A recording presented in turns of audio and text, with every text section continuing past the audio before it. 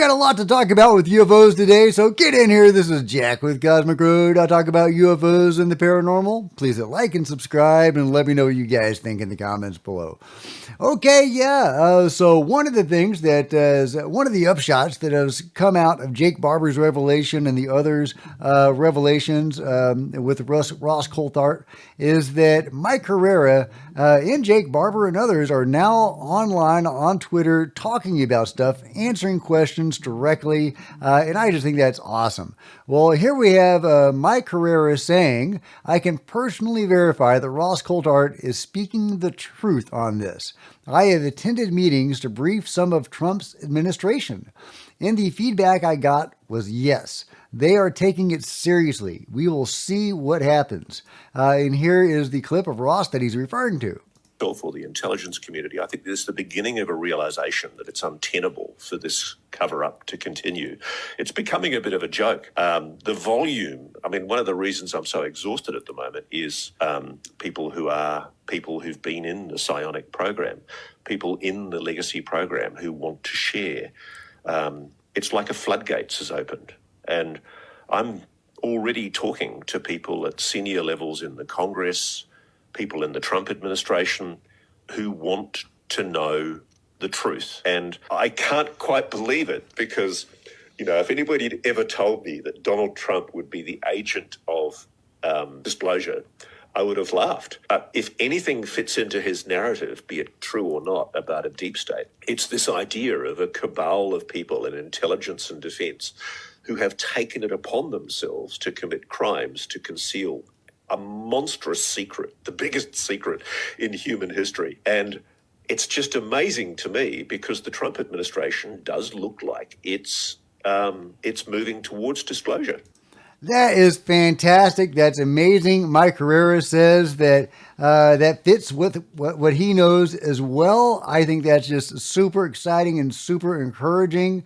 Let's keep the pressure on Donald Trump and his administration in Congress. Now, let's get UFO disclosure happening now. I think that's really... It's more possible than it has ever been. In fact, Chris Sharp at Liberation Times is writing about this very thing. Pressure grows on President Trump to provide UFO transparency. Less than a week into President Trump's administration, bipartisan calls for transparency on UAP are intensifying. It's been almost a week into Trump's administration. He pitched himself as a change agent. And so far, he's been good to his word, signing more executive orders on his first day in office than any other president in history, according to White House communications. True to his key transparency promises during campaigning, on January 23rd, he ordered the declassification of records related to the assassinations of JFK, RFK, and MLK. This move signaled clear intent, a bold challenge to the intelligence community, which had previously obstructed efforts to declassify JFK documents. But will Trump venture into the uncharted territory of U.S. democracy, the realm of UAP? Well, we will see, but yeah, there is a growing push on Trump. Chuck Schumer recently called for Trump to declassify UFO stuff.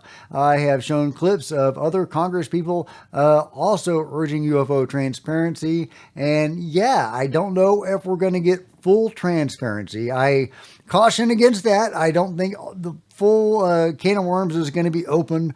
We're not going to get, information about abductions and God forbid the UFO control group assisting with abductions and going off world and stuff. But we might get something. We might get something that at least equates to official, government UFO disclosure. Even if it's just saying, hey, we found a craft, we don't know what it is, and we've been tinkering with it. It doesn't appear to be anything human-made. That would be a disappointing disclosure, but I think that's the most likely way we would get disclosure is something like that. But that would open the door, hopefully, to even greater disclosures in the future. But we really need full-on disclosure. We need to rip that can wide open. We need all those wriggly worms coming out. We need to examine them. We need to know what the hell the control group has been doing low these many years, and we likely need to rebuild it from scratch with massive oversight and public awareness of what they are doing. They're shooting down UFOs. Do we want them to shoot down UFOs? It needs to be our call, not their call. These people that have been brainwashing the public for 80 years, who have killed countless people, who are, again, shooting at UFOs, shooting down UFOs, working with some beings, shooting at other beings. We don't know what the hell they're doing. We need oversight on these guys. So we need full-on transparency, disclosure, and oversight. But hey, baby steps, right? Baby steps. Well, Jake Barber might help get us a little closer to disclosure. His group, Skywatcher, might actually be able to summon a UFO on camera. Wouldn't that be something? Well, that'd be amazing. And it turns out that somebody from the telepathy tapes might be helping out with that. Well, okay, here we go. Another breakdown from David Haith, and thank you very much, David, for doing these breakdowns. Again, I really appreciate it. A neuropsychologist recently signed on to work with whistleblower Jake Barber's Skywatcher psionic asset team, which hopes to make telepathic contact with non-human craft. It says no microwaves are being used. I'd like to put the record straight, said Dr. Diane Powell. The purpose is contact and communication. We are not associated with the military, and there is no intention of causing any beings any harm. Well, that is really, really reassuring. It had been kind of nebulous to me and to many others who watched the interview with Jake Barber when it got to the Skywatcher stuff. If indeed they were actually planning to bring some of these objects down forcefully. I mean, they did talk about kind of hijacking these things, psychically, but it looks like no weapons are going to be involved. So that's really encouraging. They won't land unless we invite them, as she goes on to say. Okay, so great. So no hijacking, I guess. So that is really encouraging. Her assurances follow a statement from scientist Gary Nolan, recently filmed at a psionic communications experiment, that he will never be involved in kinetic action using microwave weapons to force UFOs down. And Stephen Greer, who teaches his own form of CE5, has slammed reports by Jake Barber of high-powered microwaves that have been used to bring down NHI craft. Dr. Powell, who was a researcher in the telepathy tapes experiment, said this is a scientific initiative. Around 30 scientists are involved with the aim of total transparency of research findings. Her role in the project will be to study the psionic operators. She said, I have been asked to help with research on these people to see how they do it. What is happening in their brains? Is it real? I will look for any evidence that they are telepathic. The world is at a critical time, and all of this may be part of a spiritual awakening. Again, I've talked plenty about the awakening and the ascension, the shift. People have different terms for it. The age of Aquarius, this new era that we may be entering. Could this be part of it? Well, definitely massive ET contact could be an awakening event, right? Could this be part of that? Could they lure these or invite these beings in and study the stuff scientifically, get it on camera? Wouldn't that be fantastic? I don't know if that's going to happen. The phenomenon is elusive, and while it likes to tease us and let it get it on camera to some extent, it seems to like to remain at a distance, and it doesn't have massive motherships flying over cities during daytime. It doesn't seem like it wants over disclosure, but it does tease us and suggest things and invites us toward it to learn more about it and to be aware of it. But maybe if enough people are aware of it, we will get a mass contact event. So fingers crossed. I think this is super intriguing. I can't wait to see what Skywatcher does. Jake Barber says, we, Skywatcher, are going to begin releasing data this week, and we'll continue as we gather it. And of course, I said, bring it. And Nico says, you're my hero. Damn right. So that's super exciting. Skywatcher is going to be releasing their data. I will definitely be covering that. Meanwhile, what the heck is this thing? From John the Alchemist. New unique skulls excavated from Lima, Peru. They are not extended, not like the elongated skulls or the elongated skull people of Paracas or the elongated skull Nazca beings of Nazca. Not extended, but extra wide. These finds only add more to the mysterious past of ancient South America. Heck yeah. What the heck is going on with that crazy skull? Let me know what you think in the comments below. Speaking of the Nazca beings, the Nazca mummies, Joe Rogan is now talking about them and seeming to take the evidence fairly seriously. I can't play any of these clips. Joe Rogan's people are militant about copyright claims on playing as clips. But yeah, go check out the full video where they talk about Nazca mummies for like 30 minutes. That's amazing. I would love to see Dr. John McDowell interviewed by Joe Rogan. Wouldn't that be fantastic? John McDowell, of course, is the award-winning forensics specialist, American doctor that has been down there to examine the Nazca beings and who has authenticated them as genuine, once-living tridactyl beings. And he has said on camera that they are not human. I got a copyright strike for playing that clip. But I love that Joe Rogan is talking about this and seeming to take it seriously. That is amazing. Meanwhile, a new alleged UFO retrieval has dropped on 4chan, but ProPixel's analysis isn't buying it. He says this one is bogus. So this VHS signal has been added in post. So that completely falsifies this video to me. On top of that, why is the camera wobbling around, right? If I was the pilot here, this would be probably one of the most important pics of my entire life. I'm going to do a walk around inspection of, my aircraft to make sure one of the most important pieces of equipment on the helicopter is me having a good visual on my package. And this is wobbling around, right?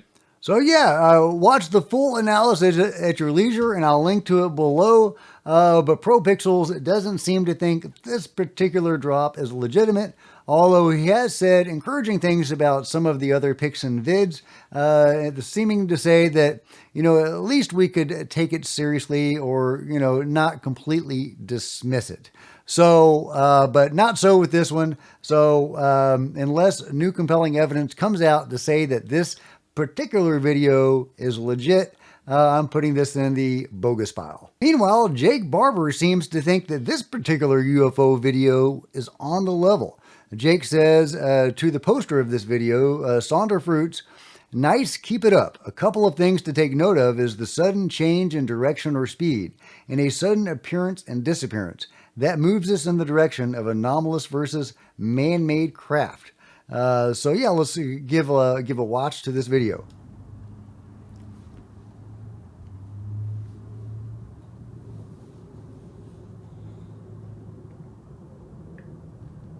Lights moving across the sky. I don't see anything particularly anomalous. Could they be planes? I hear a noise. I can't tell if that's the wind or not. They're not blinking. Could be mystery drones, could be orbs. Hard to tell from this video. The poster says, if any private company wants to pay me a medium to exorbitant amount of money to meditate and try to connect with NHI craft and the quantum foam and ask them to reveal themselves for the sake of love, connection, and understanding, DM me, please. Okay, well, good luck. I hope they do. And Jake isn't saying this is real exactly, but he is saying keep it up, and he seems interested in this footage, and he's offering guidance on how to tell genuine anomalous activity from mundane activity. Meanwhile, what is up with this crazy petroglyph? Getting back to Peru and Nazca, tridactyl in the Nazca pampas of Peru, known as the one-eyed deity with a trophy head in one of its hands. All right, yeah, as we zoom out, we can see this geoglyph a little easier. and there is an enhancement of this, and we can see it more clearly. A very, very interesting geoglyph. Yeah, you can see this right here. Really interesting, fascinating, intricate design. And then you can see it here. This being, this inhuman looking being, holding a head.